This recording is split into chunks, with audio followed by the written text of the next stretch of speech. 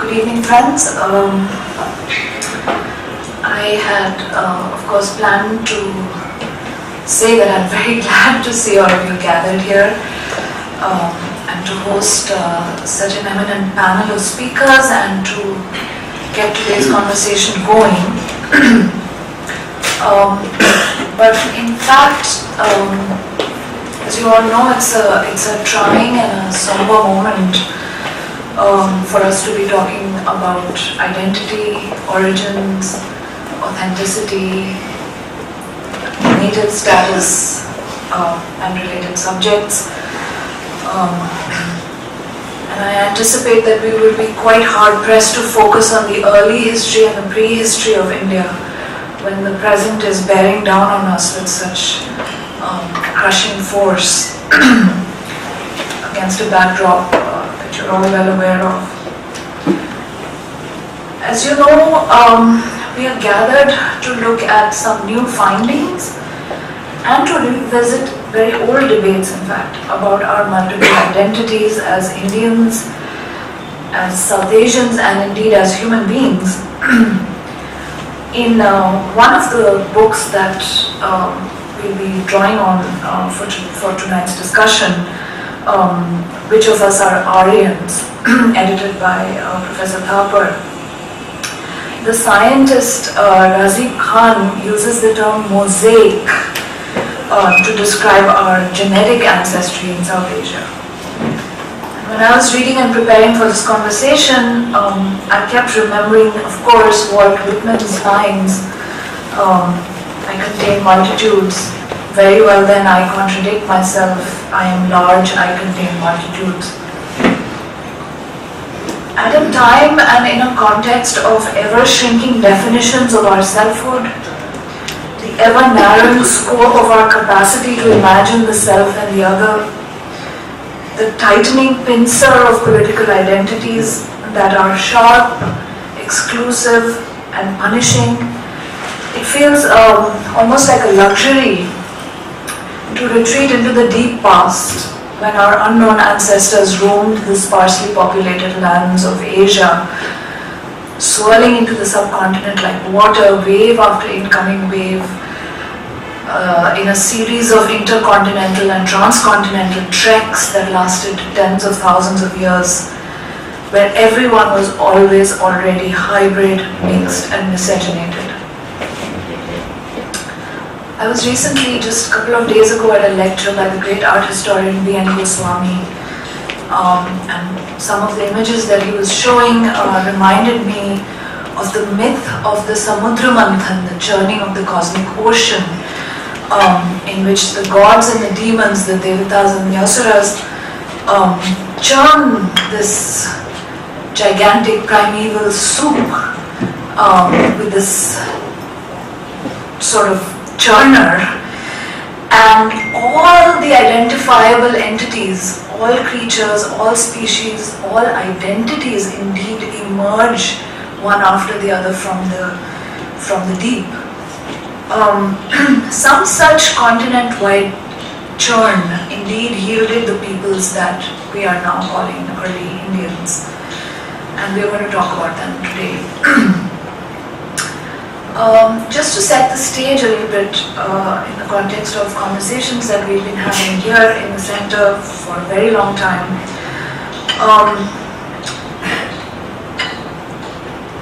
many of us came to regard this question of prehistoric and early identities as crucial, stemming from our understanding of the history of the Sanskrit language. And this is certainly true for somebody like myself. Maybe 25 years ago, when I first started to learn Sanskrit, I discovered that the history of this ancient language has to do with some group of remote humans called the Indo-Europeans or the Indo-Aryans. And the existence of this group and of their language or languages was the basis for the creation and the perfection inscribed into the very name of this linguistic artifact that we call Sanskrita. Well-made, making perfect, a well-built entity from samskarana and samskara and all these things. As Michael Witzel reminds us, the land in which the Aryas roamed, in which they lived and circulated, the idea of Vartana, in which this language self-described as perfectly made prevailed, that land, that zone, that space they called Aryavarta. We all know how this idea is currently being mobilized in our present day politics with some catastrophic effects. So who were these Aryans connected with the Sanskrit language and with the space whose extent is not clearly mapped in terms of modern nationalities that we call Aryavarta? Many of us are familiar with the writings of Dr. B.R. Ambedkar and his many engagements with the question of caste, against caste. But I'm not sure how many of us are familiar with his Indological oeuvre, his deep studies in Indology and Orientalist scholarship, in which he combs the ancient Sanskrit literature to try and understand the origins of the caste system and so many questions that he raises in the course of this kind of comprehensive engagement with the Brahminical literature. Who were the Aryans? Who were the Dravidians? Who were the Dasas? Who were the Shudras? Who were the Kshatriyas? Who were the Brahmins indeed? Who are the untouchables? Which is of course the central question for him. And later, who were the Buddhists? What are these identities sociologically, historically, linguistically, ethnically, racially, in terms of caste, in terms of religion, in terms of social status, in terms of political power? These are questions where do these groups come from? Where do these names come from?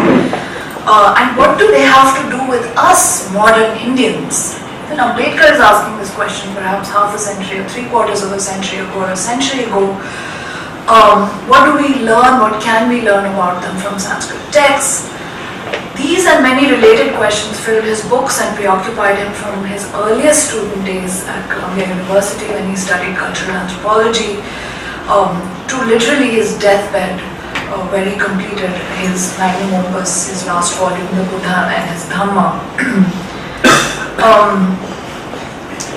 In the riddle of the Aryan, Ambedkar saw the earliest clue to millennia of social inequality and caste hierarchies on the Indian subcontinent. So in a sense, it's Ambedkar's disquiet that triggers for many of us modern scholars, modern historians, modern social scientists, that same disquiet about who were these Aryans, and it keeps us absorbed in trying to tease out the various aspects of the puzzle of the caste system about which we will hear later today. I should say, just as an aside, that in the last 3 weeks or a month, some of our faculty here at the center have been engaged in very intensive readings with two very prominent scholars of Indology, Professor Patrick Olivelle, who is no longer here. He left us a few days ago, and Professor Johannes Bronkhorst, who is in our midst. We've been reading ancient texts, we've been reading the works and interpretations of these scholars, because we think it's our business as even as modernists, as social scientists, and as citizens to inform ourselves about these questions as best we can by going to the sources, by going to the texts, and not plunging headlong into political debates without this kind of armature of scholarship and research. So today we have the great, the only Professor Romila Thapar, who needs no introduction, and so I will not give her any introduction. Because in a sense we are all her students, whether we acknowledge it or not, whether we know it or not, whether we realize it or not. We are all her students. No, Ashita, I'm not going to take half an hour. No. That's South Asian convention. That is the convention, but I'm breaking the convention. We also have Tony Joseph, who was formerly a business journalist, whose book Early Indians, published in December 2018, he told us is already in its 7th reprint and has traveled everywhere, been reviewed everywhere, been discussed everywhere, and has, of course, gotten him into plenty of trouble, which we will try and make up for today through our civilized engagement and questions. And my old friend Kai Frieser, writer and editor, and currently one of the managing editors of India Today magazine, who has been writing for a wider audience in a journalistic vein about the politics of cultural nationalism around the new science of population genetics and population demographics that we are going to explore a little bit today. So no one actually is going to make a speech or a presentation today. We're just going to have a conversation. I will get the ball rolling with some questions. We might look at some maps because often we are talking about places whose modern names have nothing to do with their physical geographical names or their ancient names in languages which don't even exist anymore. And so please welcome our guests, Ramila Thapar, Tony Joseph, and Kai Frieser.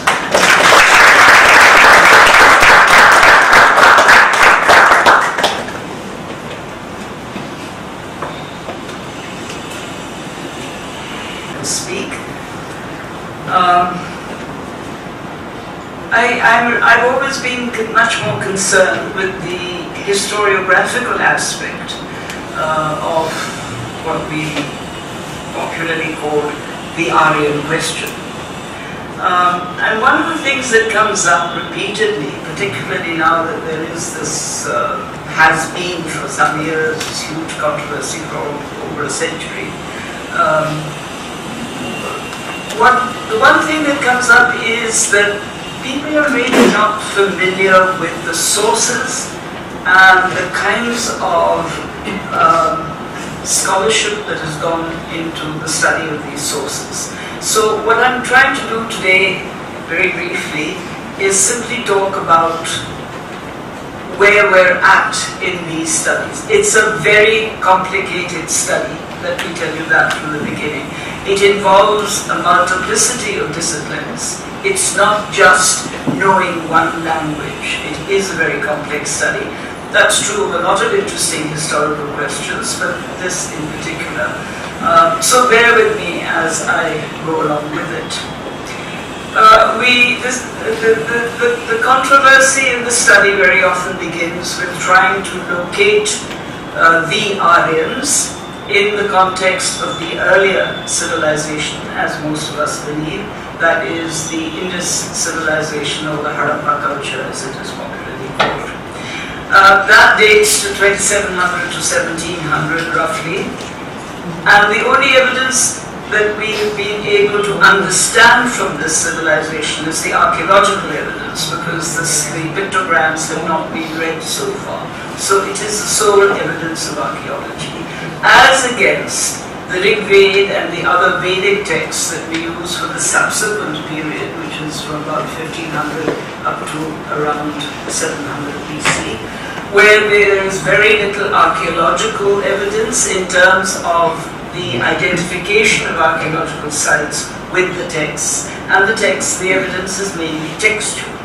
So one of the problems is, of course, that it is, if we're going strictly by the evidence, it is in a sense limited. But what I'm going to try and suggest is that depending on the way you look at this evidence, it needn't be as limited as it sounds. What is, first of all, the Aryans? This is a term that was invented by Max Muller in the 19th century. It doesn't occur anywhere before that. And it's based on two sources, the Rig Veda, which refers to the Arya and the Dasa, and the old Iranian texts that also refer to the Arya and the Daha, the H and the S being interchangeable in the two languages.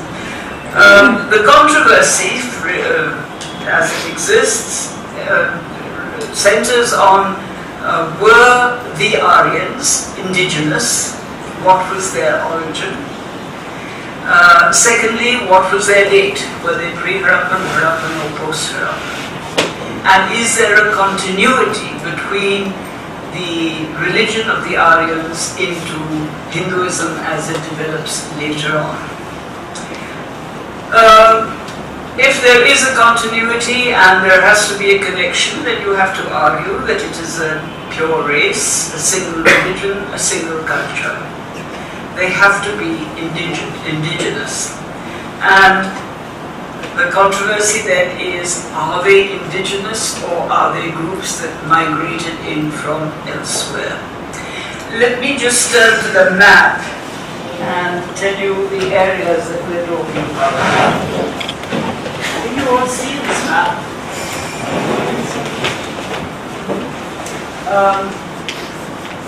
It's this kind of region. The Punjab and the northwest borderland, which is where the Rigved is. The region of the Punjab and the northwest borderland, which is where the Rigved was composed, or which the Rigved refers to, moving to different directions. Now, the first point I want to make is that the Indus civilization is a very extensive civilization, going from the Pamirs, where the lapis lazuli was found, all the way down the Indus, across to the Gulf to Oman.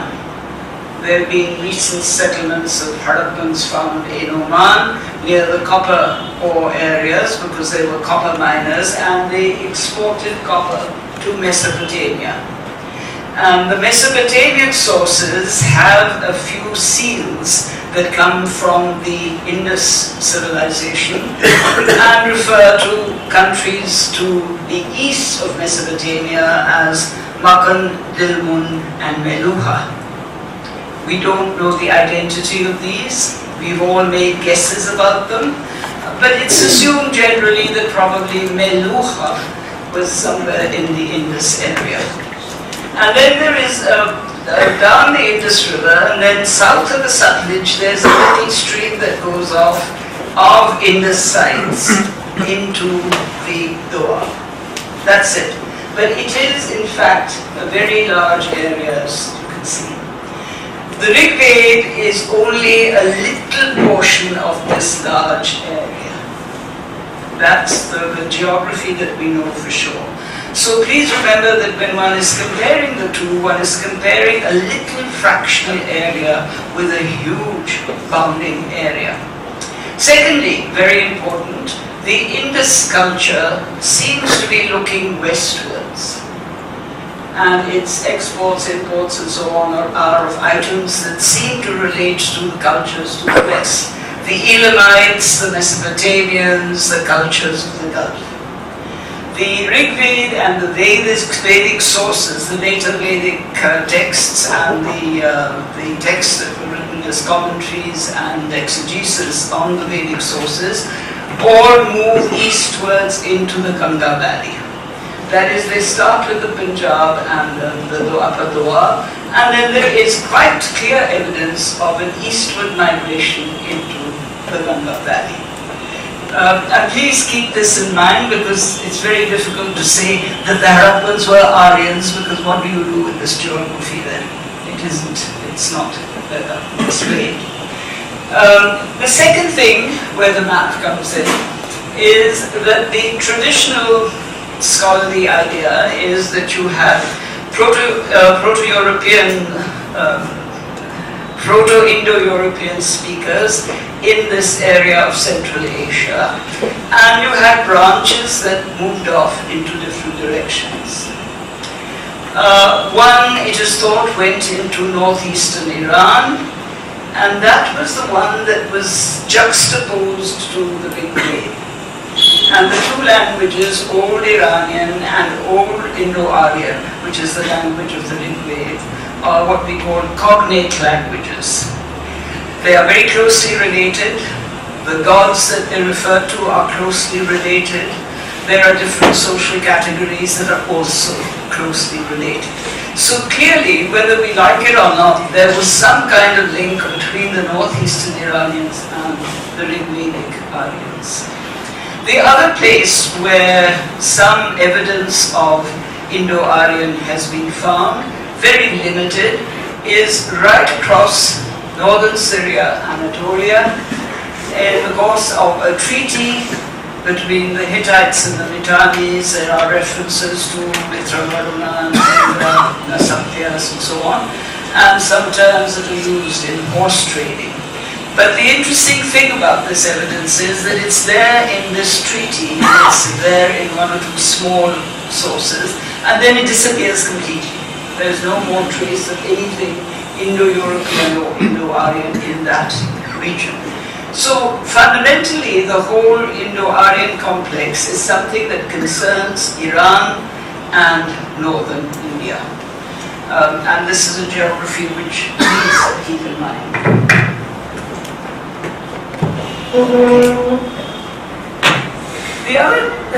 The other distinction that we make is between the cultures of the Indus Valley, which is essentially an urban culture of city dwellers with bricks, roads and drains, with trade.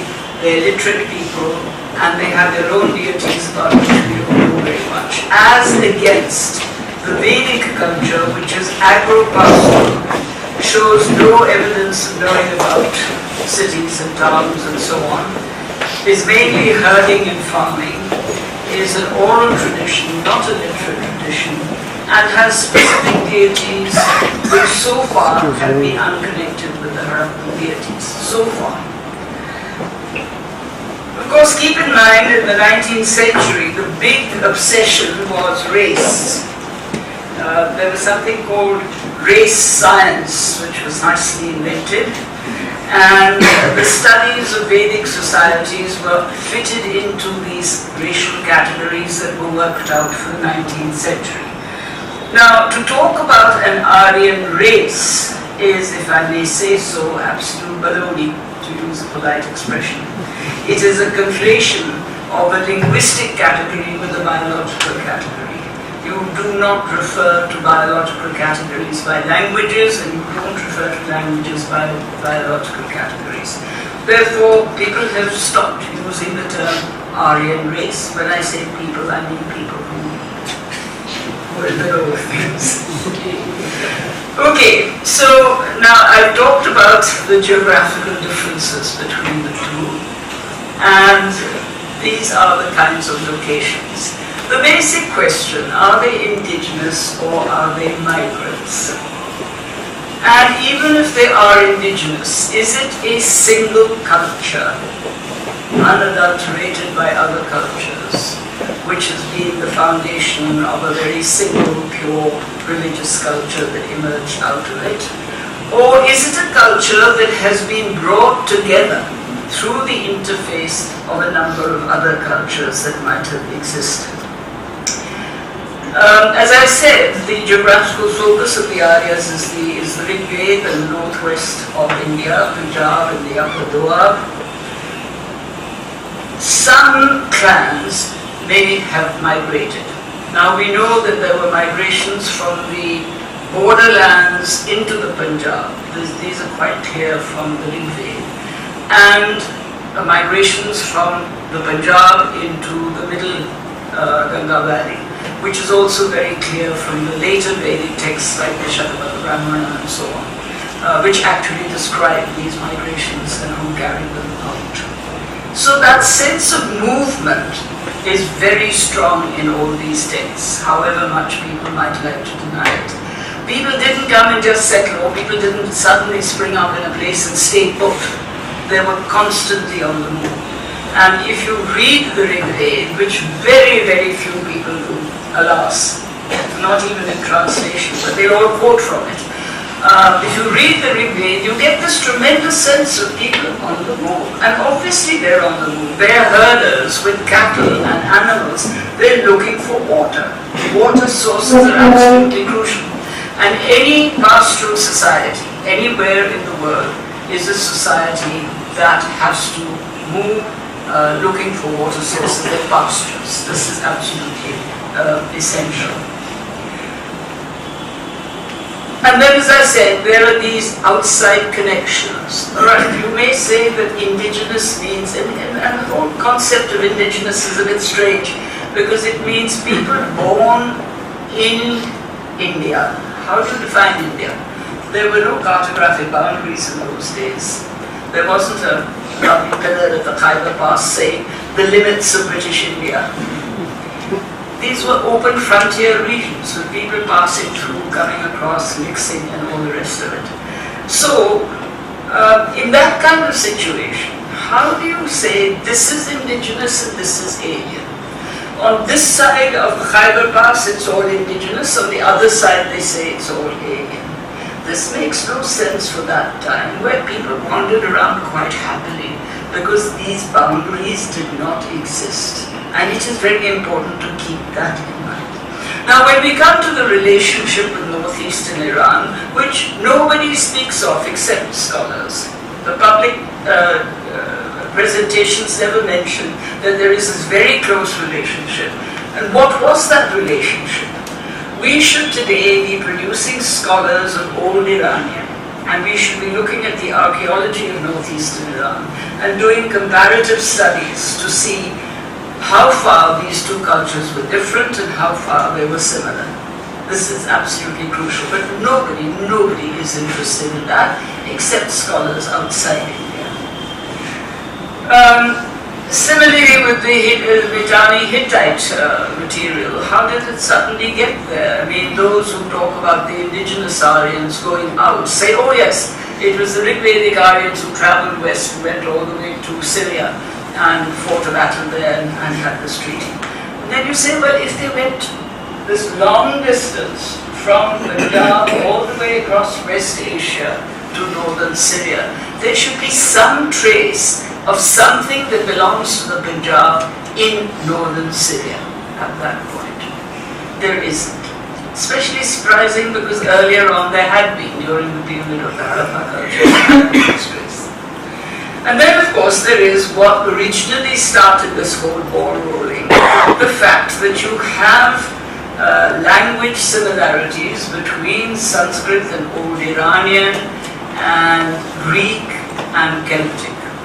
Then many of the names of the gods are similar. Mitra, Varuna, the Greek Uranus is Varuna, the Roman Mitra is the Mitra of these earlier times. So you have these similarities which are very puzzling. And the question is, how did these similarities come about? Okay, the archaeology, unfortunately, so far is not of too much help.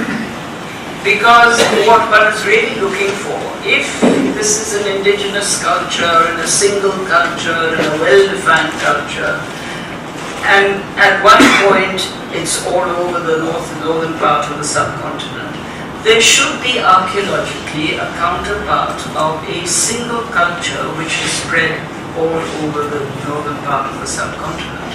But unfortunately, there isn't that. The archaeological evidence suggests localized cultures, some concentrated in the southern part of Punjab, in the watershed, and in the Doha, some scattered in different places. But there's no striking, recognizable culture which in fact follows the line of the migration that is described in the texts, as you would expect if in fact the archaeology is reflecting what the texts say.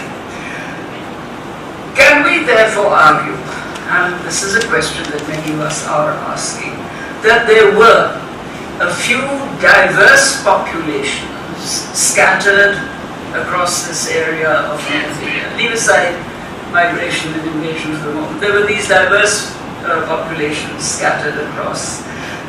Some perhaps surviving as the leftovers, the remains of the Harappa culture. That is perfectly possible because there's three or four sites where you've got a mix of late Harappan and another culture.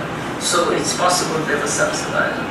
And there are sites in the watershed where this mixture is more frequent.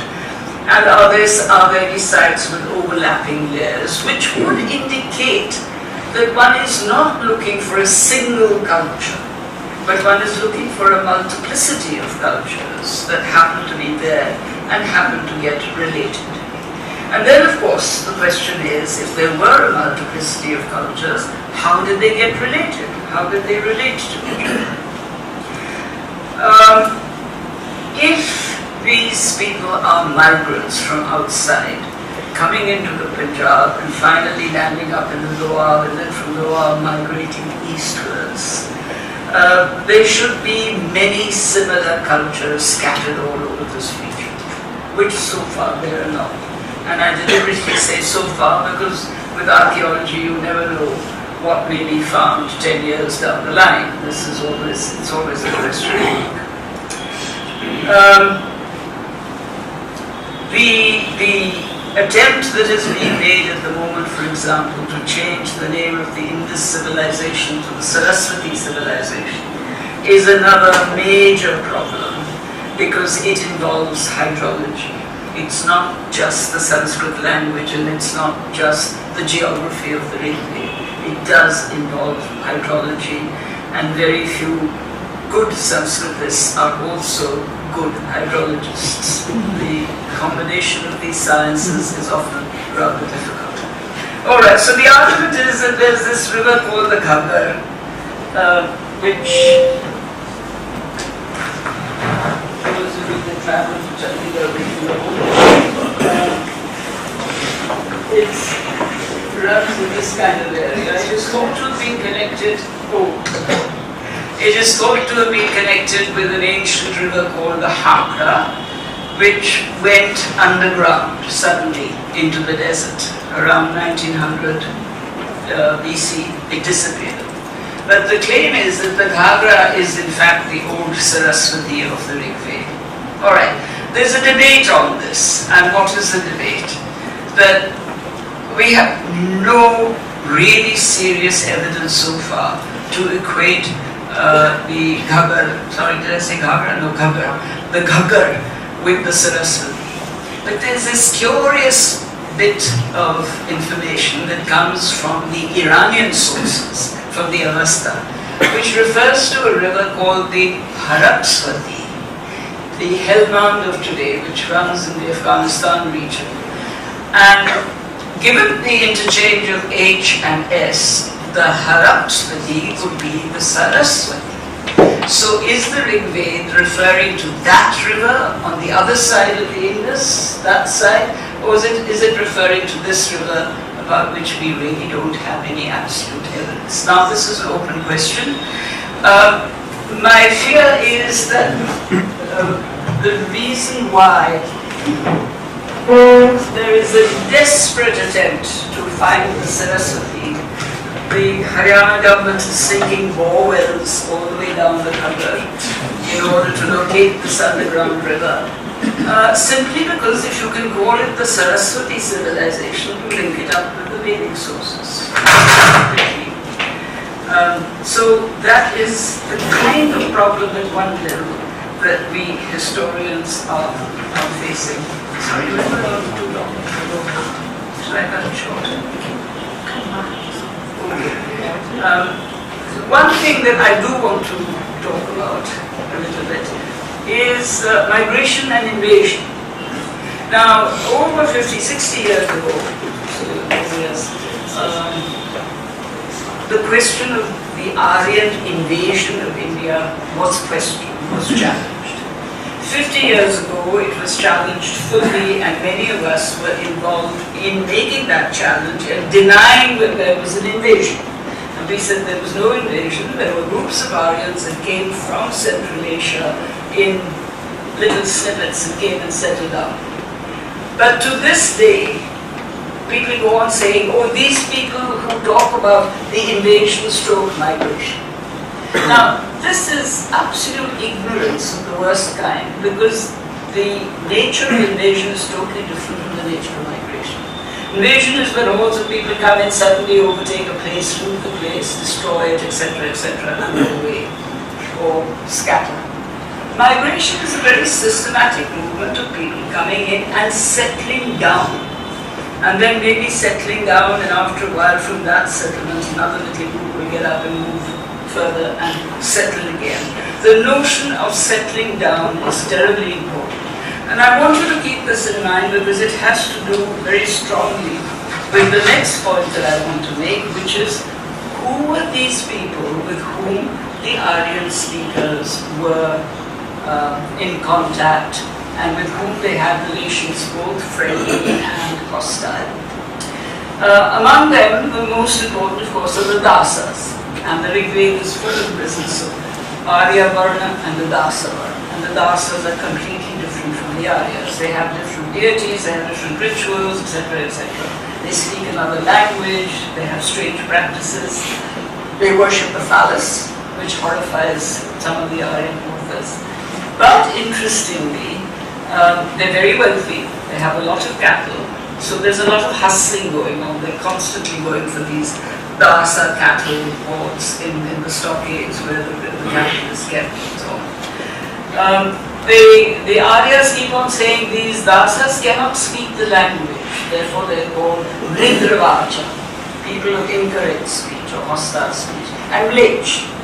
Lech is very interesting, or I have not time to explain it, but if it comes up. Lech again, Lech is a term which is used repeatedly for people who cannot speak our language. This is a very, very strong distinction, apart from other distinctions of people that are low caste and all the rest of it. So you've got the presence of these dasas which is screaming at you from the big name. But everybody goes on saying that there is only one culture, there is only one people, there is one culture, Aryan culture. So what do we do with the dasas? Anyway, then there's a very interesting category that nobody ever talks about. That is the Dasi Putra Brahmans. It's not so wrong. How can you have a Dasi Putra Brahman? They're contradictory. Yet they're referred to. And some of the greatest sages that are writing hymns in the Rig Veda, people, like Kavash Ayusha and others of that kind, they're described as having their mothers were Dasis. The Upanishads too, the famous story of Satyakama Jabala, who's asked, "Are you a Brahmin?" And he says, "I don't know. My mother said she was working as a Dasi in a household, a maid in a household. And there were many men that came and went, and she doesn't know who your father is," she said to me. So the sage Gautama turns around and says, "Only a Brahmin will tell this truth and accepts him as a Brahmin." Now, what I'm trying to suggest is that you have a very human kind of situation where you have people coming into areas that they're unfamiliar with.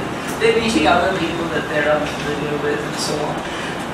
And therefore, what is the reaction that you expect? It's a reaction that is the kind of reaction that various historians have been writing about and suggesting. They're the Ashuras. Again, they're strange people. If they're not demons, they're strange human beings, but they bury their dead. And then, of course, one immediately says, burying the dead hasn't got anything to do with the megalithic culture. The megalithic culture is the archaeology of the peninsula. And so that raises another set of questions. Or you have the Vratyas, who are described as they know the language, they don't speak it, but they have very strange customs. They're not Aryas.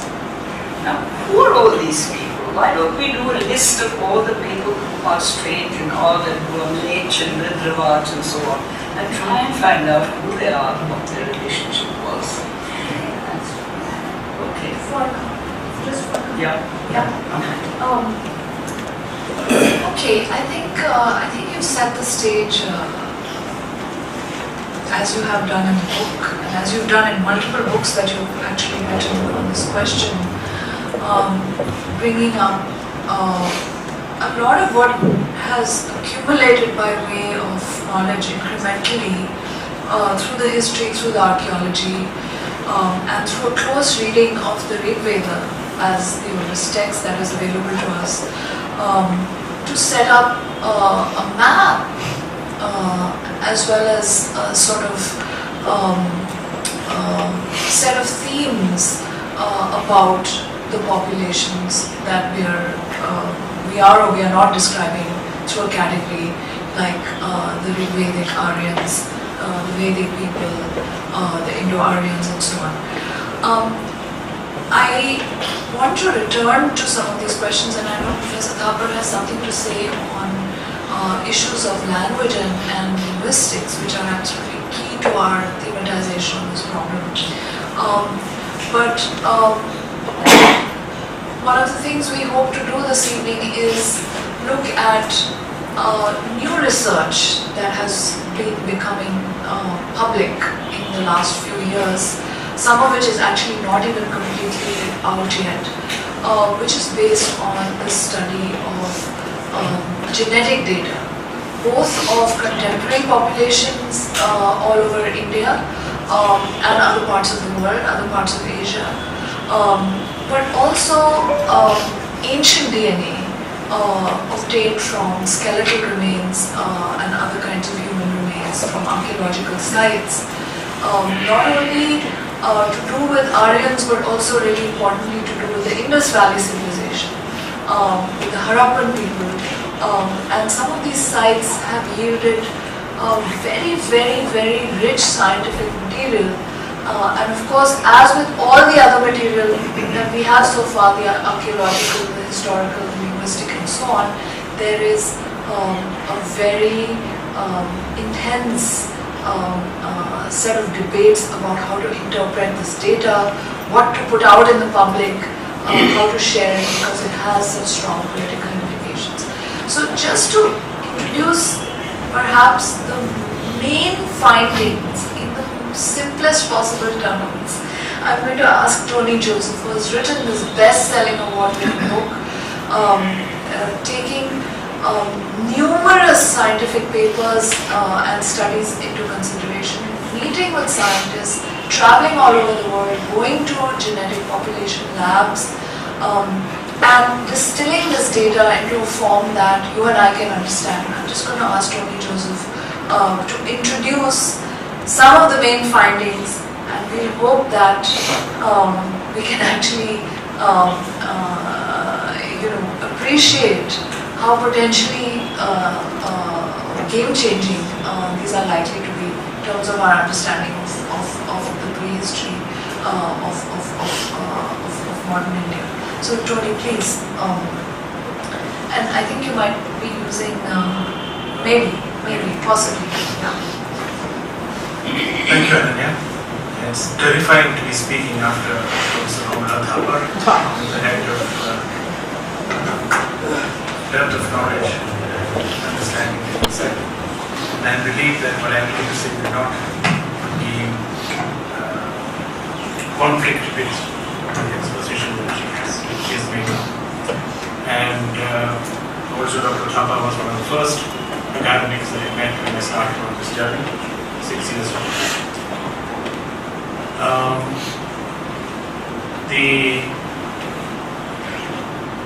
The way that you're going to look at the question that I'm going to look at is different from who the Aryans are, and we would be looking at who are the Indians, and in that context we will hopefully arrive at some clues to who the Aryans are to.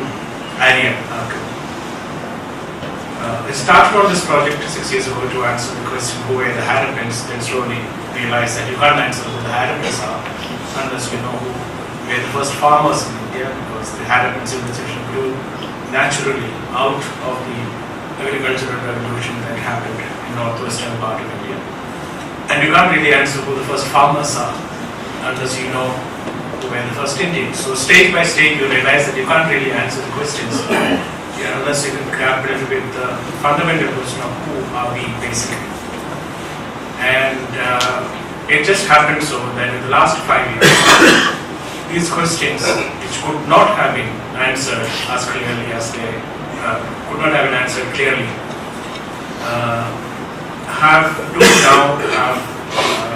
fairly convincing answers thanks to a new discipline called population genetics.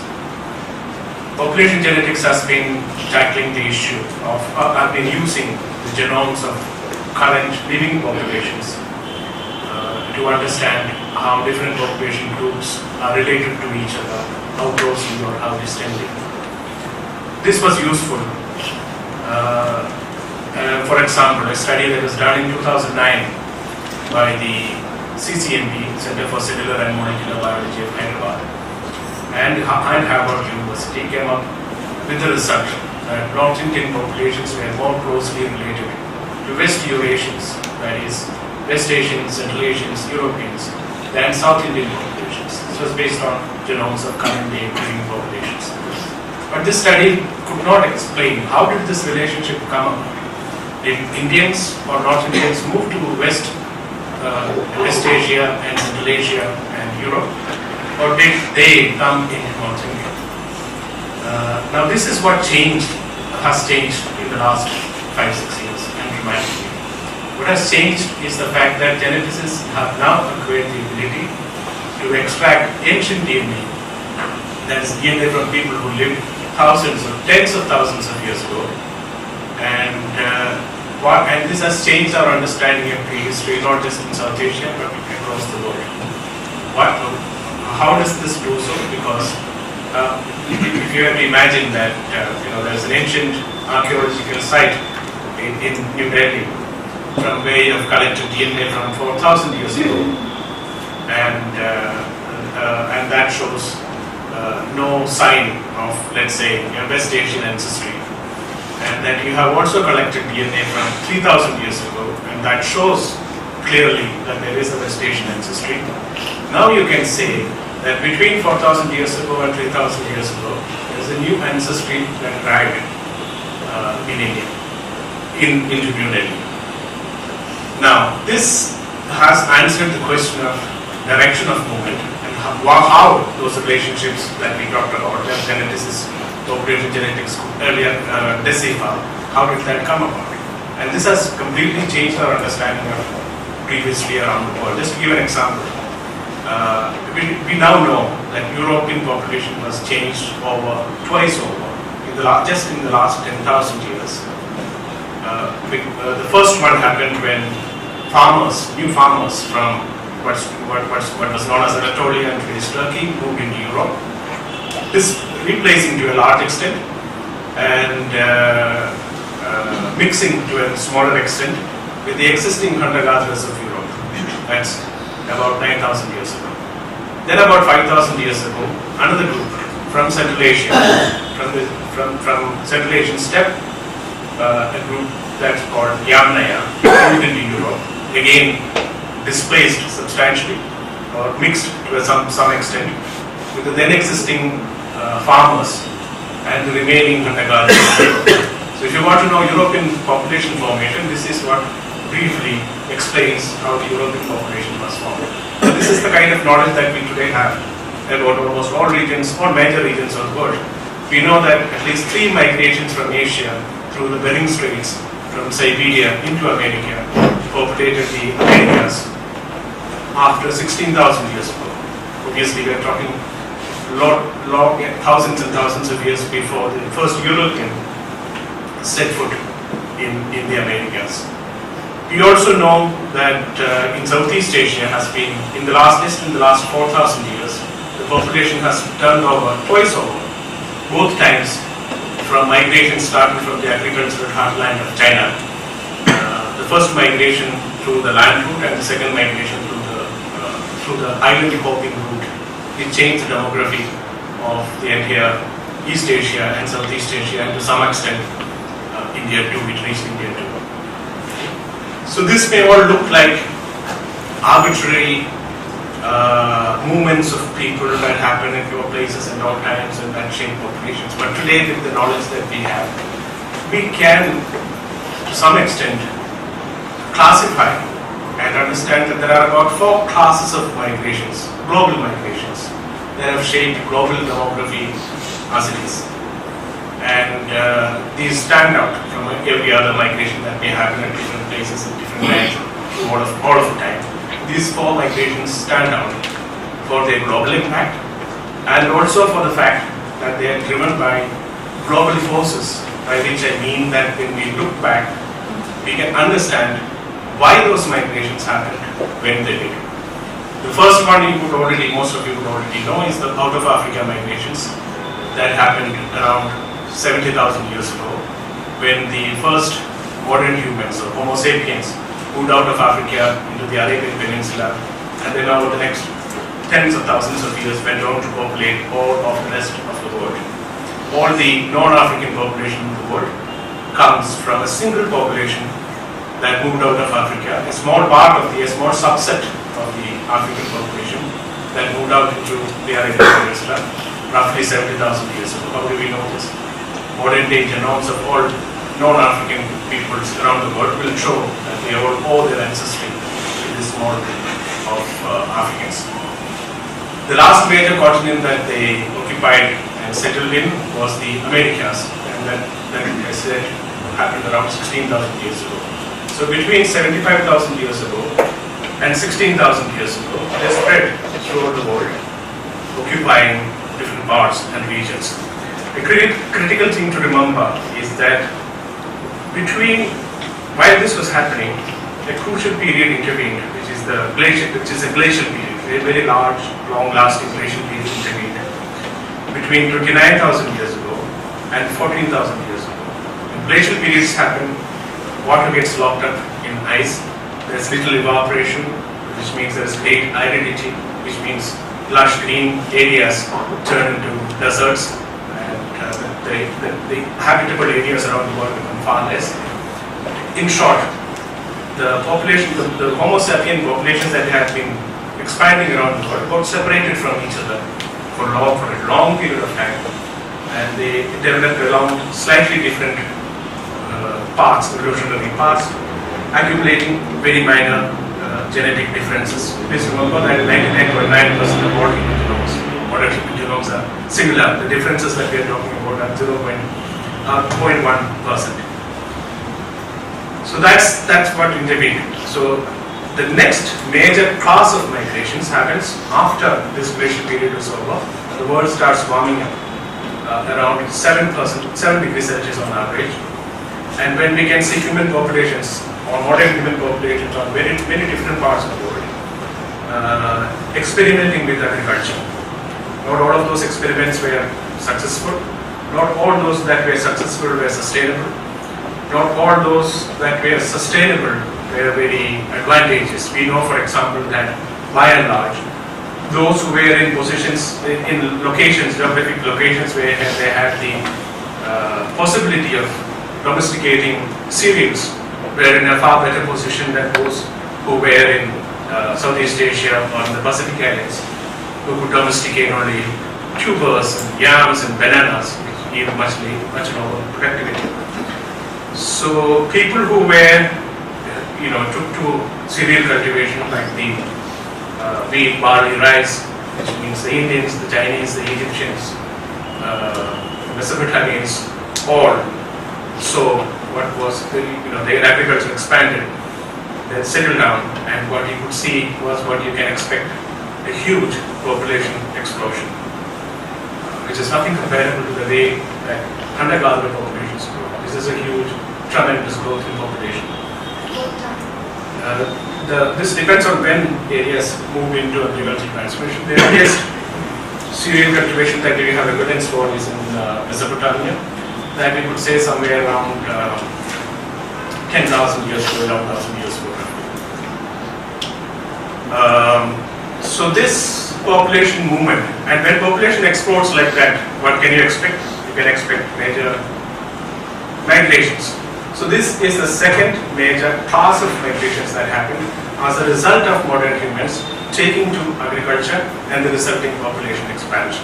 Wherever this happened out of Mesopotamia, this happened out of China, it's happened wherever major agriculture. So this is the second major class of migrations.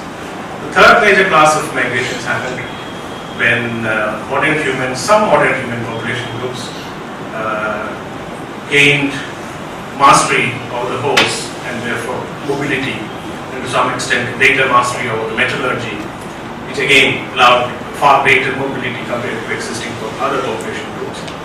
And that changed demography over a wide part of Eurasia, from Iceland at one end, West Asia, South Asia, Central Asia, all up to Xinjiang in China.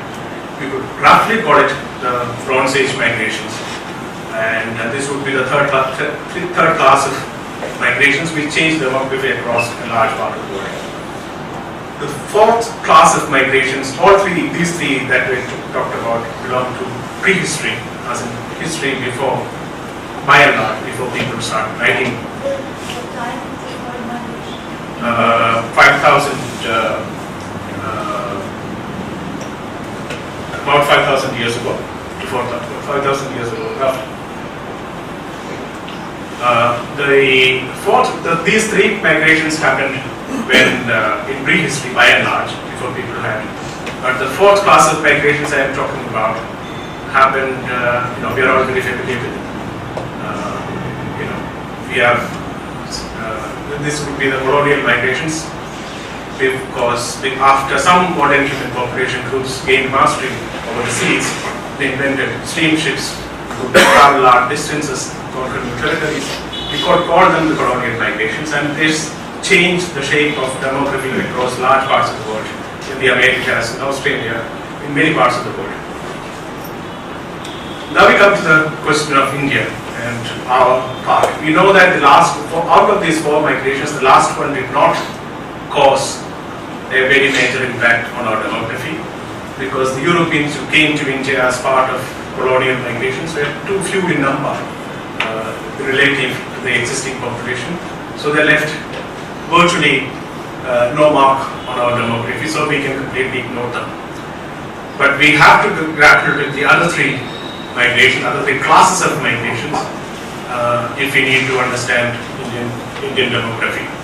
And the first class of migrations that we know is the out of Africa migrations. We know that they reached in India around 65,000 years ago, because the people who reached in the South Asian Indian subcontinent, we know that they moved on to Southeast Asia and Australia, and from fossil evidence from Southeast Asia and Australia, we know they were in Australia by 59,000 years ago, in Southeast Asia by 63,000 years ago. So therefore it's a safe assumption to make that they were in India at least by 65,000 years ago. To cut short, we know that when they arrived in India, they were not coming by empty and inviting land like the first modern humans who reached the Americas or the Australia, where they had animals and birds, but never seen a Homo species before, and therefore were easy prey to the expanding modern humans. In India, they came to a land that we know for sure was already populated robustly by other Homo lineages, who are also called humans, by the way, which is why we call ourselves modern humans. It has been, we have often thought that modern humans were significantly superior to other earlier humans or Homo lineages, and that we were born with much greater understanding, brains, etc. All this is bunkum. We know that this is not true.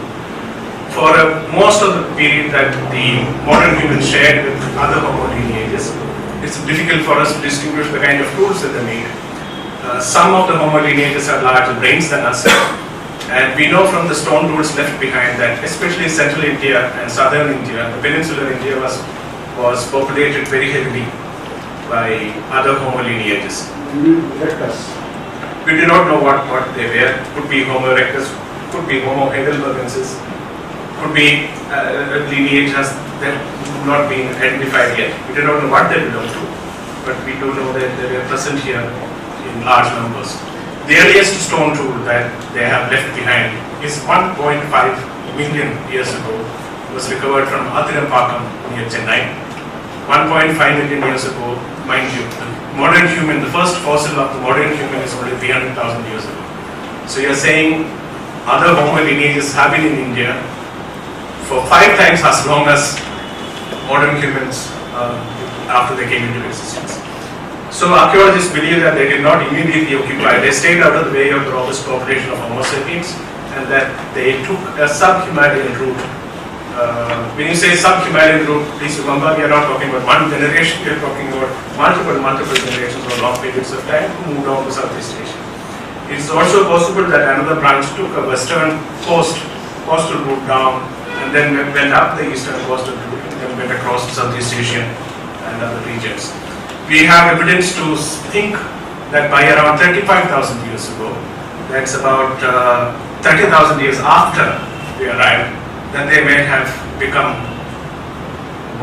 for want of a better word, the masters aboard that the sea in the subcontinent, in the sense that we all know that all other Homo lineages went extinct, not just in India, across the world. Neanderthals went extinct in Europe around 40,000 years ago. Homo erectus also went extinct much before that everywhere.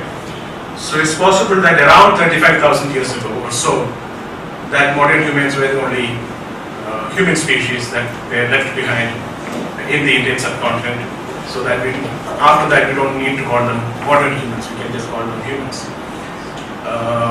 The reason is too complicated to explain why 35,000, so I move on to the next one.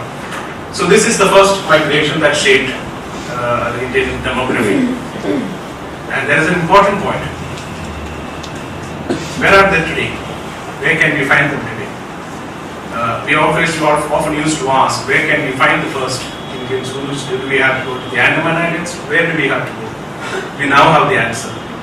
Mostly you have to look in the mirror. Or look around. And because this is a finding we did not know earlier. Most population groups in India, 50 to 65% of their ancestry comes from the first Indians. That's people who got here 65,000 years ago. All the other migrations make up only for the rest of it. So this applies to most Indian population groups. So if you want to know who were the first Indians, we don't have to go far, we only have to look in the mirror. Now the second migration is second migration belongs to the second class of migrations, which is the agriculture-related Neolithic expansions, and we had two of them. One from West Asia that happened around 9,000 years ago. We know that from genetic evidence. If there are question and answer, we will answer what is the genetic evidence and how do we know this is ancient DNA evidence. And this West Asian population from broadly the Zagros region of Iran mixed with the first Indians, that is descendants, my book calls them first Indians, the descendants of the out of African migrants who reached India. And it is this combined population, now we know, that created the agricultural revolution, that spread the agricultural revolution in northwestern India, that gradually grew into the Harappan civilization. So now we have the answer to the question, who were the Harappans? Harappans were a mixture of first Indians and West Asians. There is also another third migration that happened from East Asia, that happened around 4,000 years ago, when, as I said, there were two agricultural migrations that happened out of the agricultural heartland of China, after China took to agriculture. And one of them took the land route, and it came through Southeast Asia, and the spread was called Austroasiatic languages. And the last leg of it reached India after 2,000 years ago. We have our Austroasiatic languages are Khasi, Mundari. These are spoken by tribals in central and eastern India, and they belong to the same family of languages called Mon-Khmer, which are spoken in Laos, Vietnam, many of the Southeast Asian countries. So this is the third migration that formed Indian population. That takes us to the last migration, which is the Bronze Age migration from the steppe, which then, according to again ancient DNA evidence, we can discuss it later if there is time, which reached India from regions today known as Kazakhstan in Central Asia, between 4000 BCE and between 2000 BCE and 1000 BCE. That's between 4000 to 3000 years ago. And there is strong reason to believe that they brought Indo-European languages, and that these are the people who call themselves Arya. Arya, as was explained earlier, is not a racial term. It's a term. It's a term that signifies Indo-European, Indo-Aryan language-speaking people who call themselves Arya. So this is the period of the last migration, and the thing to remember is that the Central Asian groups also moved into Europe 1,000 years earlier, before they moved into India. Central Asian step pastors moved into Europe. So this migrations both from Central Asia into Europe and into South Asia in many ways solves an old problem of how did Indo-European languages get spread the way that they are. About 40% of the world today speaks an Indo-European language, from Hindi to Persian to Russian to English to all of that, Greek, Latin, almost all of Western European languages except Basque. So Indo-European languages are spread from Iceland in the west to India in the east, and there is no community out to the east of India that speaks an Indo-European language. So you need to answer the question, how did this language family get spread in this way? 75% of Indians speak an Indo-Aryan language, which is a subset of the Indo-European language. So how did it get spread in this way?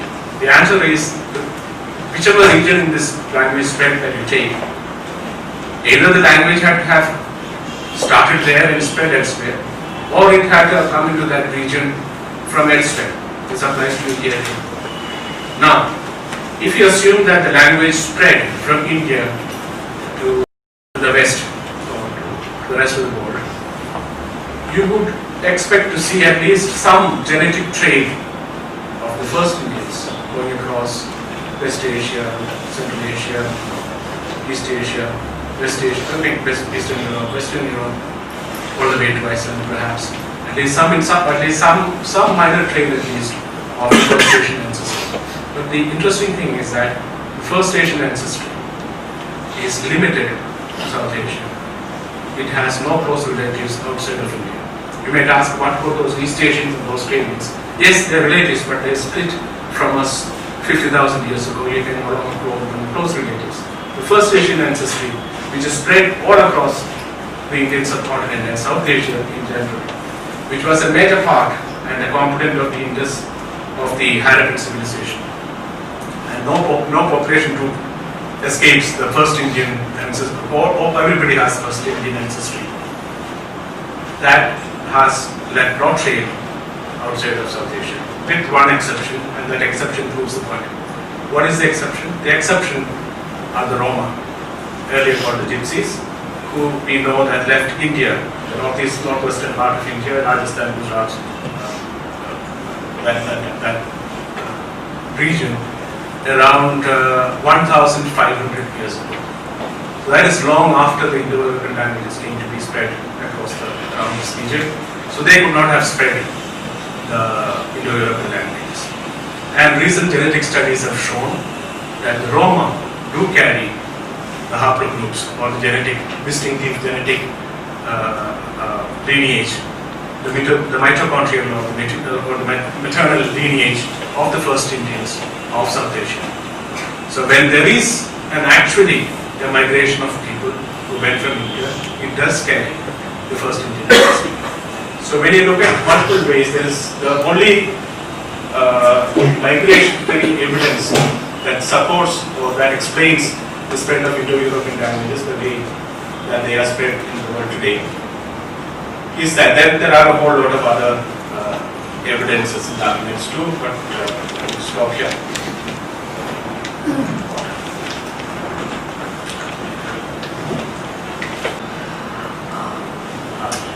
No, well, that too. But the timing of the arrival of what became the Harappans in the West Asian migration, and those who became the Aryans in the third stage from the steppes and Kazakhstan. And we'll talk a little bit about the relationship there. I'll also ask you to talk about, ancestral North Indians and ancestral South Indians, and how we arrive at what we call Dravidian populations. But Kai, just to sort of bring you in this discussion, you have written about the Rakhigari findings. And you say very interestingly in this book that recent years have been a very busy time in ancient Indian history and modern Indian politics. And this is where the tinderbox kind of explodes. Professor Thapar has also pointed out that questions about our origins are enmeshed in cultural politics from the very beginning, from the 19th century. And I think all the authors confront problems from really a single source, which is a Hindu nationalist version of who we are, where we came from, who belongs and who doesn't. So I'll just ask Kai to perhaps table some of the findings that are available, some of which are not available quite yet, or are only very hesitantly being shared by scientists, given that they have to continue their research within a political environment that is largely not receptive to the kinds of findings that they might actually have based on the data that they're able to gather. So, Kai, please. Right, well I should say that because of this article I wrote pretty much a year ago. Can't hear you. Is this not on? Can you hear me? Yeah.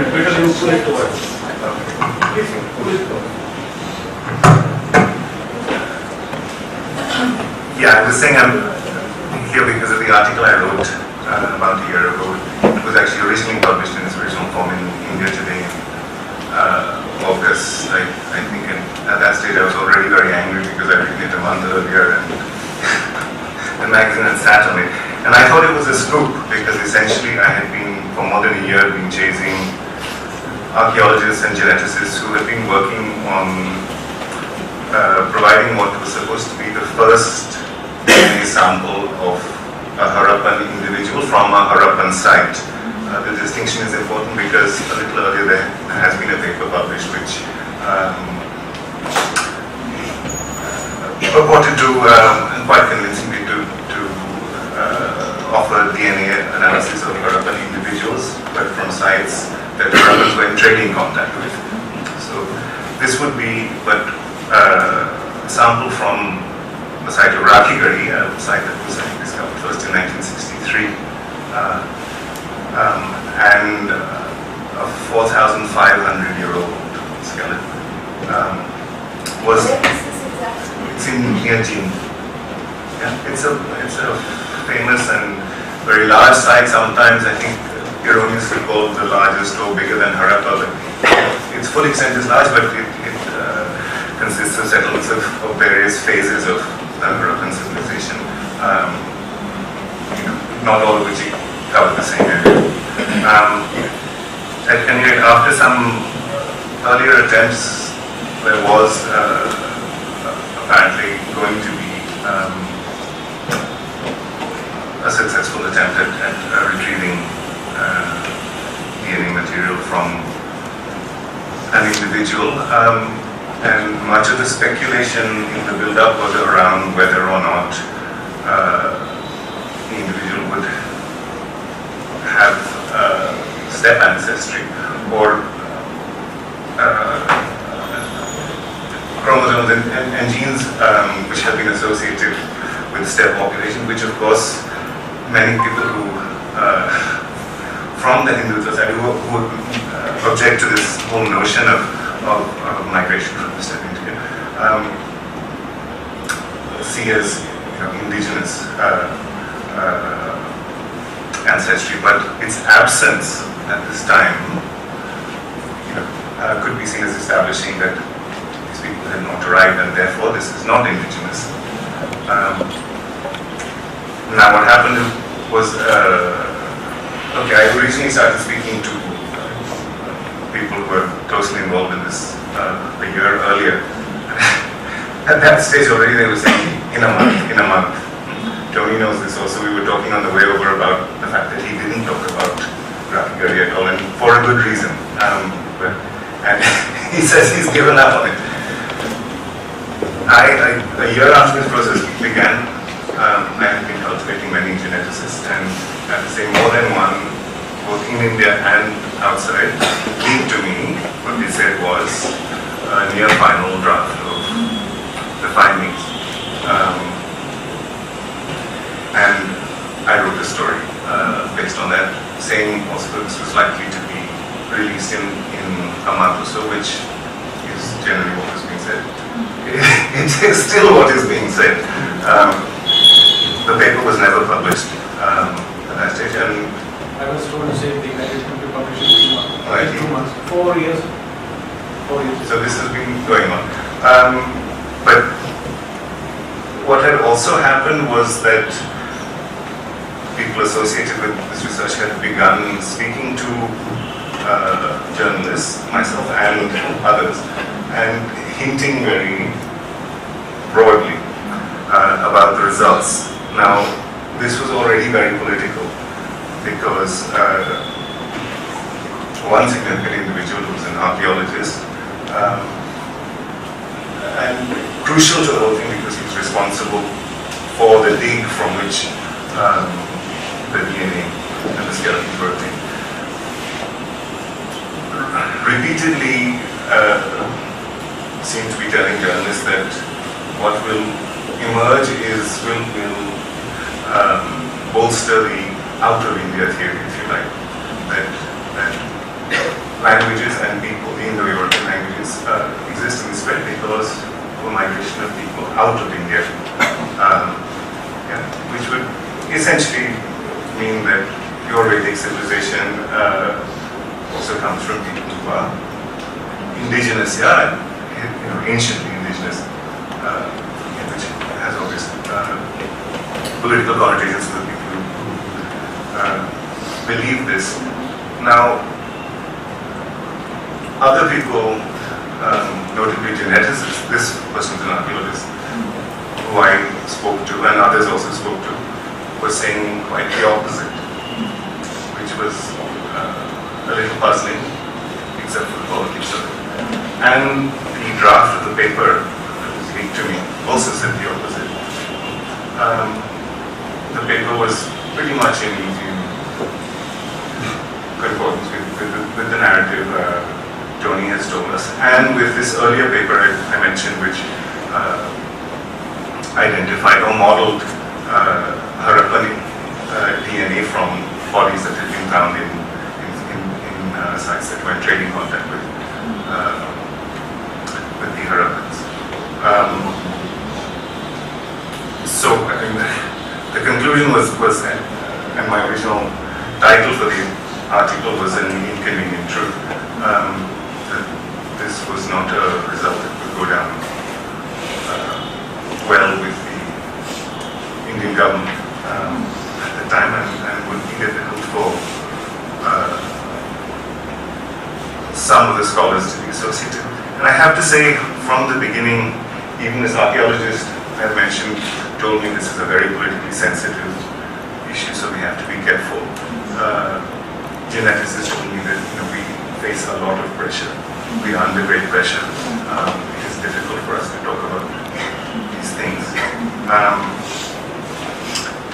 So, yeah, as I said, at the end of the day, the paper did not appear a month later, or several months later. We met David Reichert at Professor Thapa's house, who is the lead American geneticist. This was also a bit of a transition. When this whole project started, it was between a team of archaeologists from Deccan College and Korean researchers from the National University of Korea in Seoul, I think. But the story, I heard from several people, was that the Koreans had not done a great job and possibly contaminated one sample. And then this David Rice lab from Harvard was involved, along with a lab in India.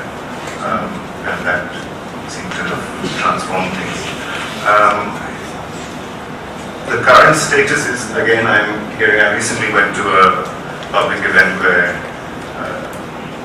Suhasan Shinde, who's an archaeologist deeply involved in this project, attended, and he said the paper would be published in about a month, but he also said it would be published in either Nature or Science, two very prestigious scientific journals, but it seems odd to me that it is still up for grabs between two of them with only a month to go.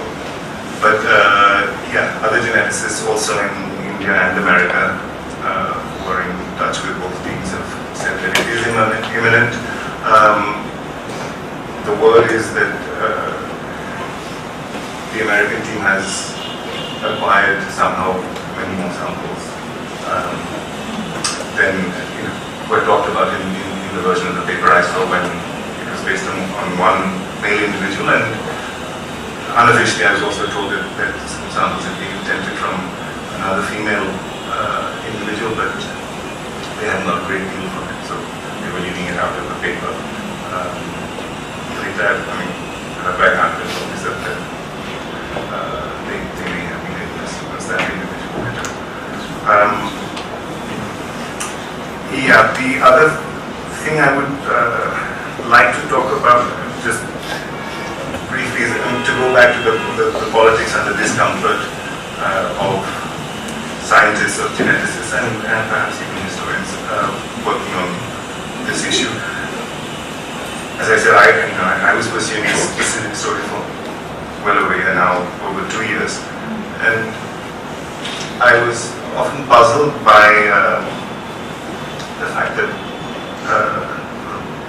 Indian specialists particularly would, or some of them would on the one hand maintain, stick to this out of India theory, which it's very hard to find adherents of anywhere else in the world, and yet they would put their name to papers, particularly which were up for international publication in prestigious venues, which were saying entirely the opposite. Yeah, so this was certainly true of, I mean, it seemed to me of Dr. Shinde, the archaeologist, whose name was on this earlier, where this map also appears, that Narasimhan et al. Paper, which also primarily produced from David Wright's lab, which essentially talks about significant migration from the steppe into India, contributing a lot of genetic material, and male-mediated, sex-skewed migration. Shinde is there as a co-author. He did tell me that he asked them to remove, not to remove the word migration, but the concept, I mean, the effect of the paper is entirely obvious. Similarly, another Indian geneticist, one of the few, I have to say, who again has stuck to this OIT theory, Yaneshwar Chaube, who used to be in Estonia but is now at BHU, I think. But who is an accredited and acknowledged genetic scientist. So I saw him at a talk also recently, where again he gave a ringing defense of out of India, with reference to some papers that we can also talk about if you want to get to that. But he again was recently a co-author on a piece looking at basically the genome of the current inhabitants of roughly in this valley area, which again is acknowledged steppe migration into India as obvious. And I asked another geneticist colleague of this valley, since they know each other and work together, how does this happen? You talk about such things, and he said, no, we avoid talking about such things because we're under a lot of pressure. Yeah, I mean, I'll leave it there for the moment. There's various things we can go into, but I think there's a set of questions that causing these mixed signals to be put out there, right? One is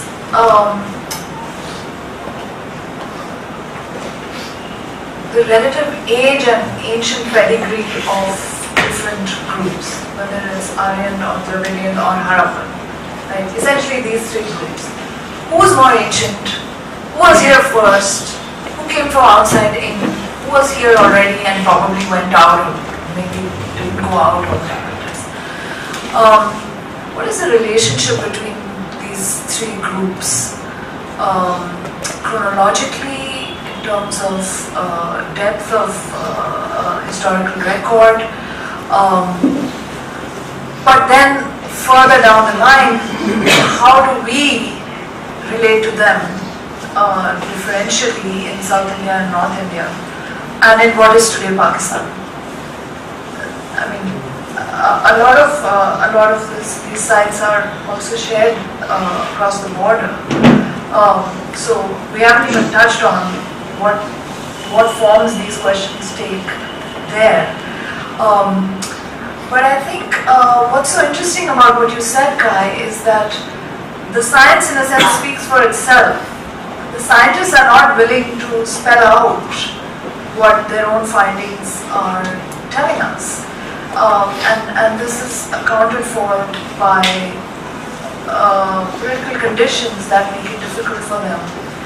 So they can publish in scientific journals, but they can't publish in popular magazines in India. They can't be part of the public debate unless they're off the record or they're operating through this system of leaks and papers that are coming but haven't yet come, etc. Those kind of things. I mean, I do think it's complicated. I don't think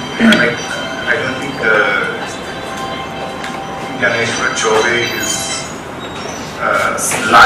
lying that he believes there is good evidence for out of India.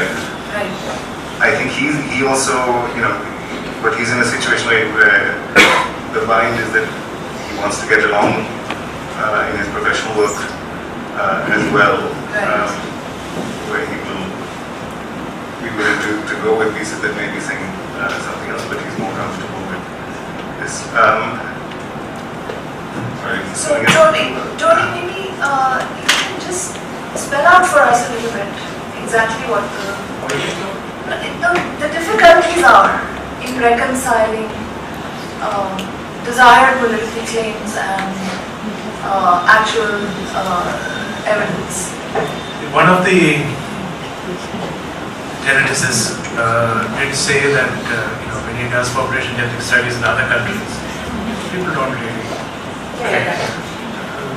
They don't really care which way the results come out. Yeah, it might amuse them a bit, but it's not something on which their identity revolves around. But that when he worked with Indians in Indian labs, that was not the case. There is obvious jubilation when the results are one way, and the response is much more disheartening when the results are other. People identify with certain identities or don't identify with certain identities. That's the only reason I can think for such a response. Could also suggest that our national identity is not settled as in other countries which are much more relaxed about what ancient history says about where we come from. And I think which is one of the reasons why I wrote in my book, use the metaphor of the pizza, because we don't often, to understand it, it also answers one of the earlier questions. Who are we? The answer is that we all carry the bit in different proportions of those four major migrations that make it. So I use the metaphor of the pizza. A lot of people who don't like that, they would like me to use masala dosa or something else, but I can't find a better metaphor than pizza. If anybody has a better suggestion, I will go. Why the pizza? Because the basic the base of the Indian population, Indian demography, this is something we did not know earlier, is the first Indian ancestry. 60 to 65% of most Indian population groups carry the ancestry of the first Indian. When you say first Indian, again, India is used in a book for standing for all of South Asia, and not just India, not India in the sense of Republic of India, but India in the old sense. So this applies to all of South Asia. And this 60-65% ancestry, please remember that this is unique. You will not find this ancestry anywhere else in the world. Right? So our demographic pizza is unique because its base is unique. You will not find anything else. That's what makes someone else say, you perhaps, I don't know, this I don't know, but perhaps someone say that you look South Asian. Why is that? Because the base of the pizza is unique. On top of that comes the sauce. The sauce are the Harappans, which is a mixed population of First Indians and West Asians. Why is that? Because when their civilization declined after 1900 or 1700, the Harappans moved east into what is now North India and south into South India. Yeah, tell us a little about that. Now, this again we know from genetic evidence that the Harappans are the ancestors of both North Indians and South Indians. How did you find the Harappans? The Harappans, in terms of genetically, they have found ancient DNA dated to the period of the Mature Harappan period, which has a mixture of First Indian ancestry and West Asian ancestry.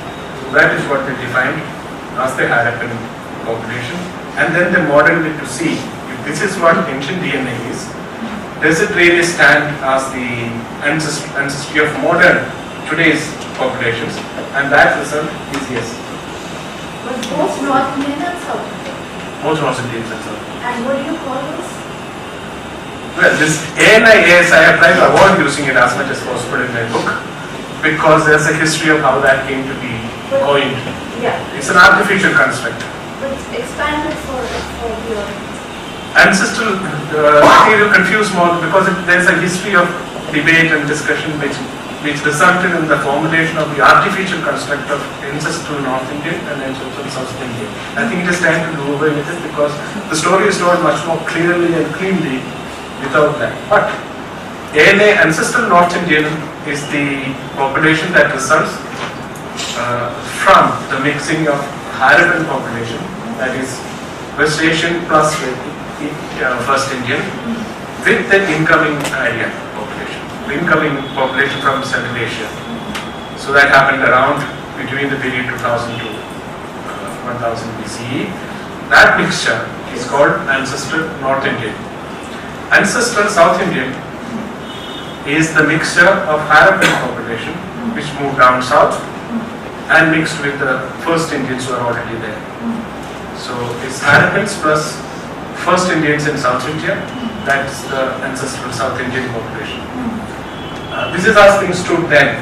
Since then, ancestral South Indians and ancestral North Indians have mixed. So we are a mixture of all four major constituents. So let me now complete the pizza and then I'll come to it. So the sauce is the Dravid and the Harappans who spread their culture and their language, and all that had been perfected in the crucible of the Harappan civilization, that whatever it remains in our culture, that is spread to both regions. Except that the language, there has a language shift in North India, because that was overlaid by later migrants who came from Central Asia. In the south, there was no similar overwhelming migration, so those languages continued. So their language was Dravidian. Yes, that's what I argue. No, I think shall I go? This is a long, so take time. Let's have the pizza first. Okay, let me come Okay, so in. the crust is first. The base is the First Indian ancestry.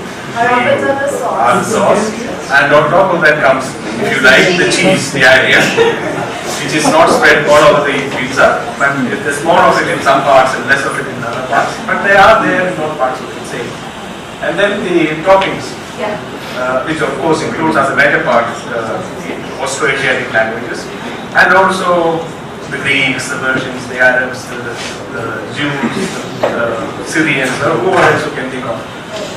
There has been a long, continuous flow of migrants into India. Those are all the topics.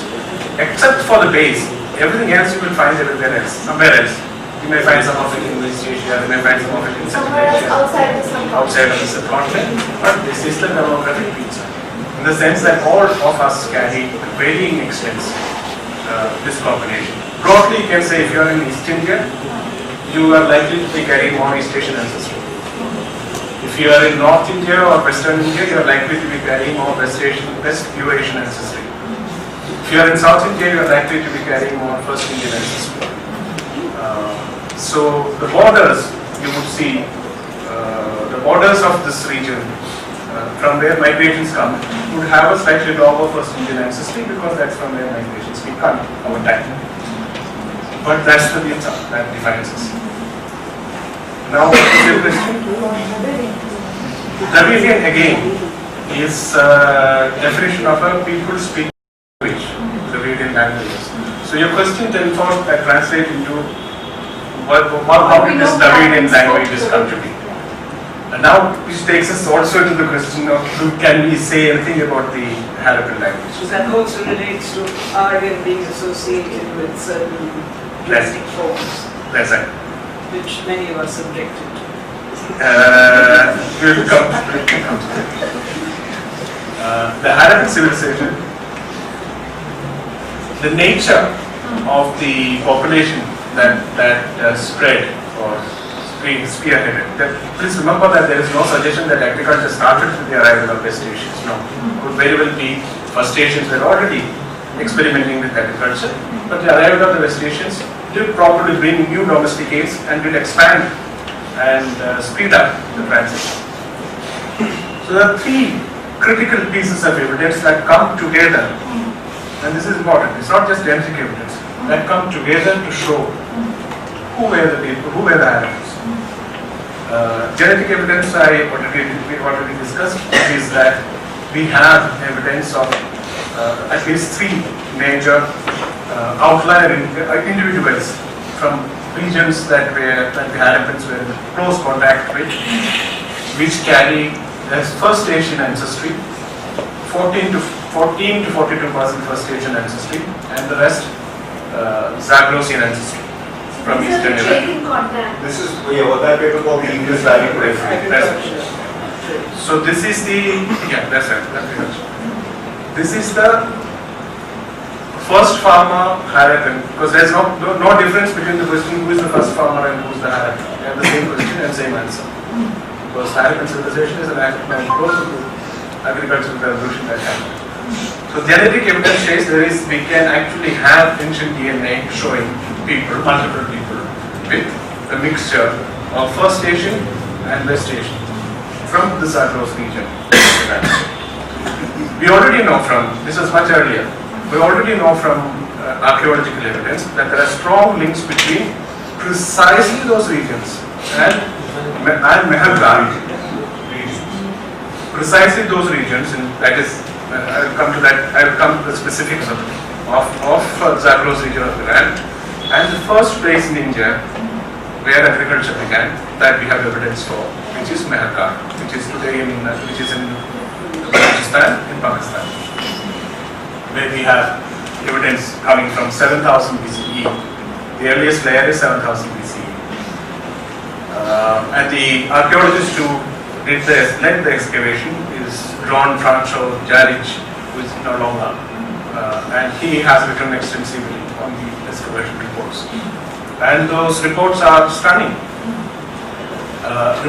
Please remember that he compares archaeological discoveries from the Zagros region of Iran from the same sites from which the ancient DNA was taken by the ancient DNA guys recently for the recent study, which is Ali Ghosh and I forget the name of the second site. This is where the site from which the ancient DNA evidence was taken was precisely the sites which Jaric studied long ago in the 1980s. and compared their structures with what you could find in Maharashtra, and he called it a cultural continuum. And the similarities are, if you can wait a little bit, I can read. It's a stunning quote actually.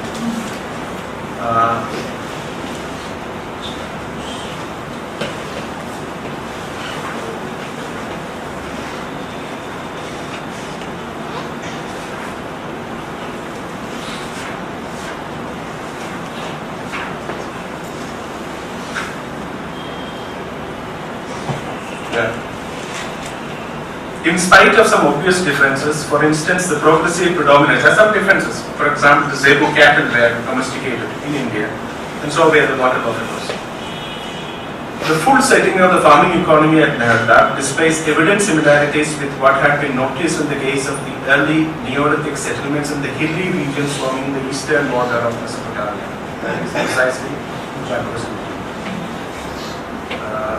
And I'll just give some of the similarities that it mentions.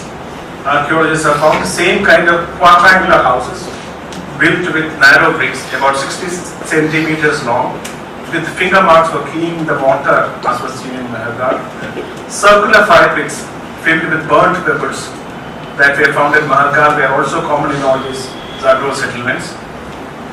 And this, we know that these are still used in Balochistan today, because they use those heated stones are used to cook bread. This is what maybe for some because they didn't freeze. So where the base, so it goes on. There's a long list of the possessions of warriors and things like that. So that's what he calls it, the cultural continuum. So the implication being? So archaeologically, the area of Zagros and the earliest farming regions of India are connected. And it has been so ever since these reports were written, long ago, long before genetics came into the picture. Genetically, we already discussed. Time? No. I mean, I'm wondering if we will have this interaction with you. She had some questions. So let me finish the third one, because which is the linguistic. So now comes the, so these two things have to be kept in mind when we discuss what is the language. Now, if there was a significant migration from Zagros into India, in the Maharashtra region, they spread agriculture, because when agriculture spreads, is the language is spread, which we know in multiple regions, because that's the population expansion.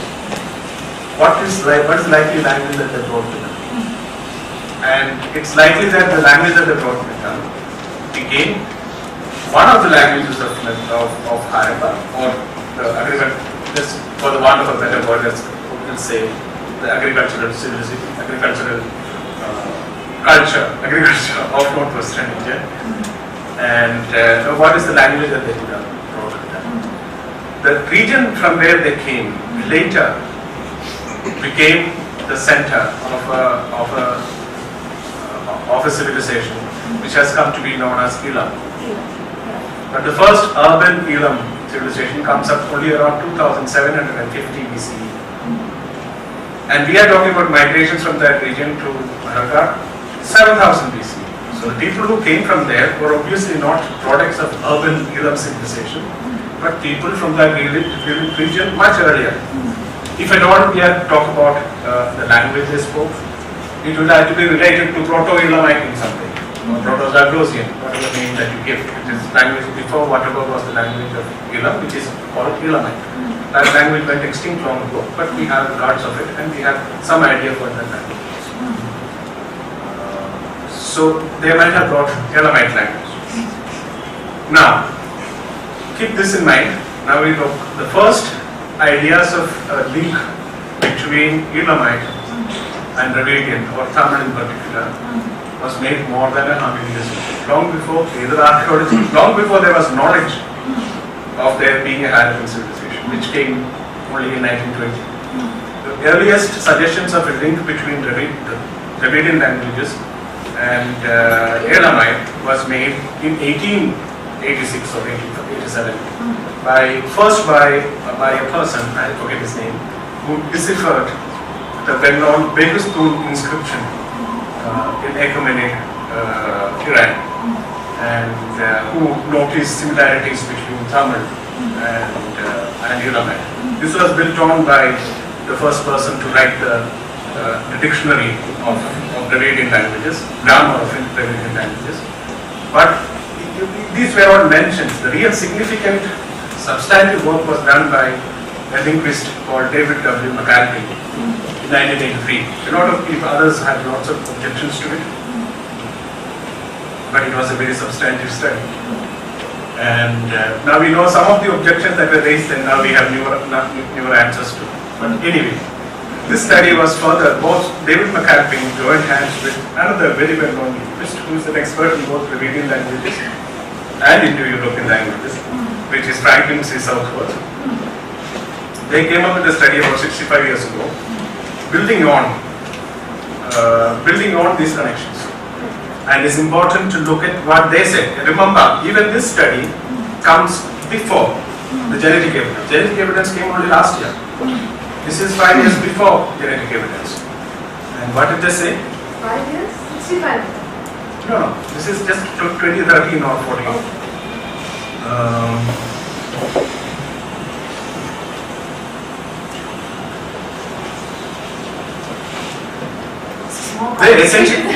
They essentially said, in as many words, that it is likely that the Proto-Dravidian speakers were moved from Iran, from a specific southeastern region of Iran, or not Iran, of I have to find the best. I mean, essentially it said they moved. It's likely that they moved from here to there after studying the root words of Proto-Dravidian and Proto-Roman. So we are saying independent, not relying on each other at very different time points. Archaeology, genetics, linguistics arrive at the same conclusion, which is first there is a close link between Zagros and Mehrgar and the agricultural spread, and that link is not just cultural; it is genetic, and that link is also shown in the languages, the root words of Elamite and Dravidian. One of the objections that when people had objections the first time when this Elamite idea was put forward was that Proto-Dravidian, which is the earliest form of Proto-Dravidian, which is worked back from the Dravidian languages that exist in South India today. When people look back at Proto-Dravidian, the earliest words are not urban. They are more, pastoral, goats, and things like that. So there was so the idea being, I can't think of urban Harappans having moved down and brought this language to South India. Now we know that it's not likely, or it's not possible. It need not be that Harappan languages were brought to South India for the first time by urban Harappans fleeing the declining civilization, that it could have reached South India much earlier. How do we know this? We know from linguistic studies that the Dravidian languages in South India start spreading around 4,500 years ago. And as we said earlier, languages spread, the most common reason, or the most obvious reason that languages, there could be other reasons also, is when an agricultural culture expands in population. And that 4,500 years ago more or less coincides with the agricultural expansion in South India. Around 3000 BCE, we can see the first domestication of millets and pulses, independent domestication of millets and pulses, not an import from anywhere. But for a real agriculture to expand, you don't only need domesticated plants, you need domesticated animals. And we know from the work of Dorian Q. Fuller, who is a very well-known archaeozoologist, who has done a lot of work in India, that domesticated animals were introduced to South India from North. And we know from looking at the kind of domesticated cattle and there. And the integration of the domesticated cattle with the already domesticated plants of millets and pulses is visible in the archaeological record of South India as the art mound tradition which is well written about. Now, who are these people who introduced cattle from North India to South India? Now, there is a grassland that connects goes all the way from Rajasthan, North India, connects you to the Deccan. So it is likely that the people who introduced north were herders from the north, right?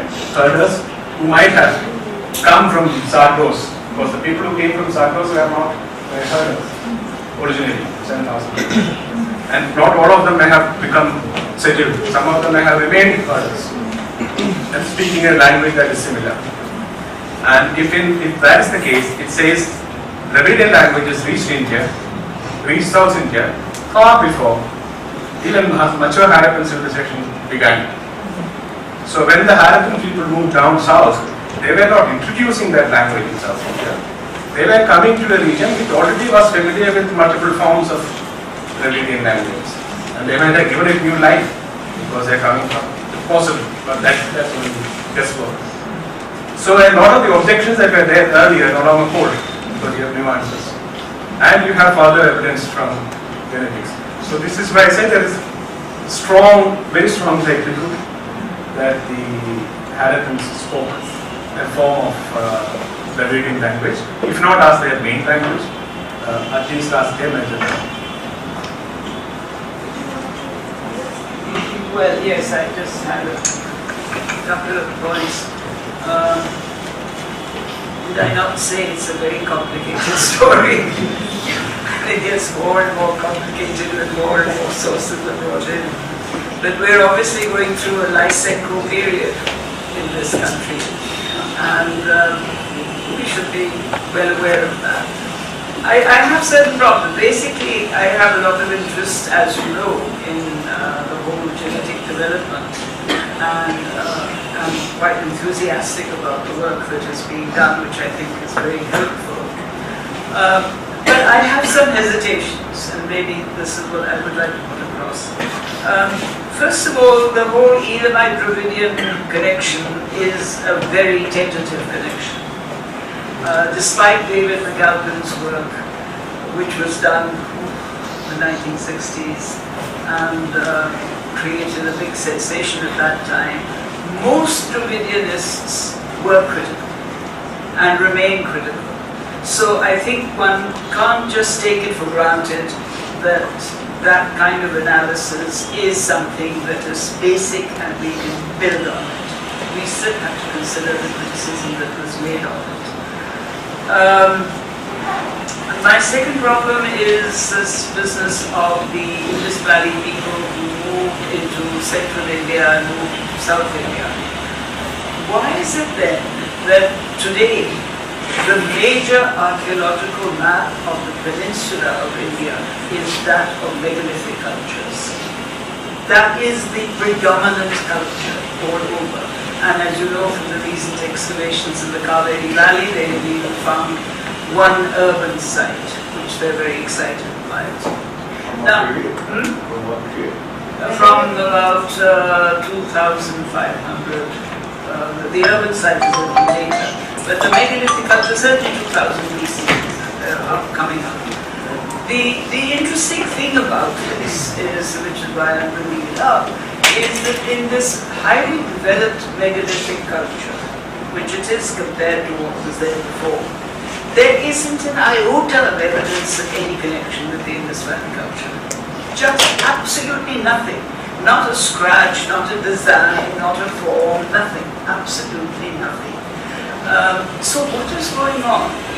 It's exactly the beginning of the megalithic culture is when you think that the Harappans are all coming down, pushed by these guys from Central Asia, like spreading.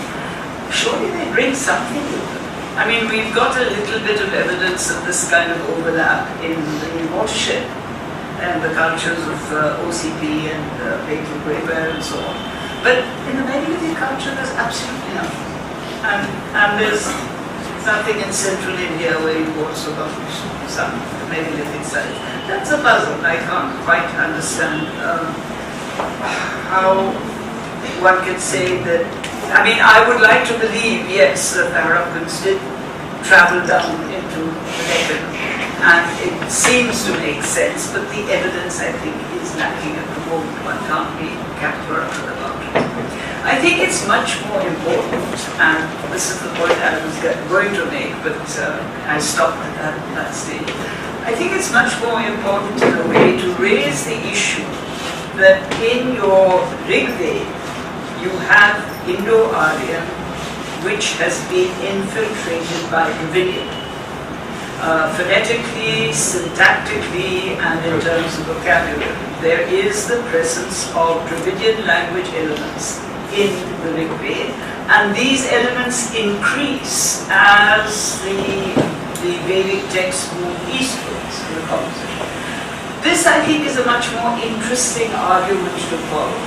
And, coming back to my friends, the Dasiputta Brahmins, what language were they speaking? And how is it that they learnt the Aryan language so brilliantly that they were composing hymns from the Rigveda, in spite of being Dasas who were speaking another language? So that, I think, is a much more interesting question than some of the ones that we are concerned with. And my third point is that I am really uninterested in all this argumentation over dates and origins and, what does this tell us about the river? I mean, it's very important from a genetic point of view. Historically, I think that what is much more important is that this multiplicity of sources is telling us that there are complicated relationships that are going on between different categories of people, related to different kinds of activities. And it is for historians, at least, to try and investigate those relationships. I just want to sort of wrap up this phase of the discussion just by saying one thing, asking all of you one thing. Could it be that everything hinges on the decipherment of the Islamic scripts? On the deciphering of the script? Yes. If we had that, would that answer all these questions about the relationship between Elamite and Dravidian languages, the connections between the Harappans and the Aryans, all of those things? Is that what is keeping us from full Monty, as it were? Well, if we did decipher, it would bring Genetics. more clarity. Yeah. But I don't think that is likely to happen unless we, stumble upon something similar to the Rosetta Stone, where there are multiple scripts, or same script using multiple languages. If I may say so, it's not a script necessarily. There's a debate on that. They're pictograms. Now, deciphering pictograms is much tougher than deciphering the script. The one person who's been attempting to do this is Irawat Mahadev. And he's come up with some very brilliant ideas about the linkage of the Rigveda to the Harappan pictograms. Plausible, but debatable. I wouldn't be very hopeful of a decipherment. It would be interesting, of course, but as we know, the urban used to have a quite limited. Of course,